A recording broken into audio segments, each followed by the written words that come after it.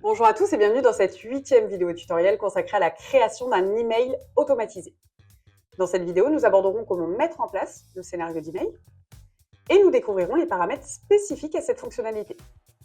Passons tout de suite au premier sujet, comment mettre en place ce scénario d'email. Pour ce faire, je vous invite à vous rendre dans l'onglet Formulaire, puis Mes formulaires, et de sélectionner le formulaire sur lequel vous souhaitez créer un scénario d'email. Rendez-vous alors dans les options en haut à droite. Le sous-menu Email vous permettra d'accéder à l'interface d'administration. Le premier onglet, Contenu, vous permettra de définir l'objet de l'email ainsi que son contenu. Vous pouvez dans ce dernier intégrer du texte brut ou des images telles que votre logo, mais également des balises.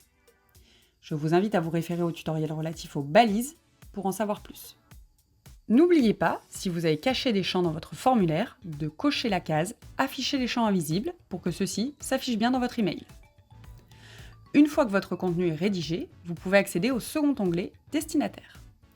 Ici, vous allez pouvoir saisir les adresses qui devront recevoir l'email. Pour cela, plusieurs possibilités.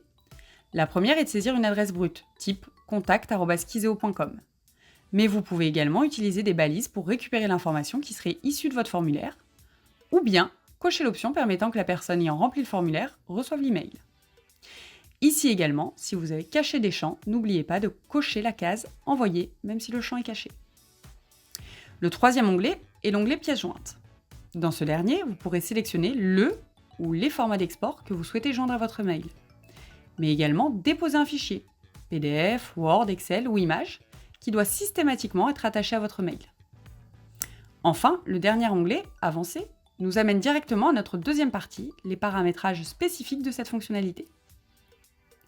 Ici, il est possible d'accéder à des paramètres avancés, comme la définition du nom de votre scénario, le nom et l'adresse de réponse, mais également les conditions d'envoi, c'est-à-dire à quel moment doit s'envoyer l'email, à l'enregistrement, à la modification et ou au transfert de la donnée. De plus, depuis cette interface, vous avez la possibilité d'appliquer des conditions avancées d'envoi. À l'aide de filtres, comme dans les conditions de visibilité, vous pourrez choisir lorsque le scénario d'email doit s'envoyer, si et seulement si telle ou telle case est cochée par exemple.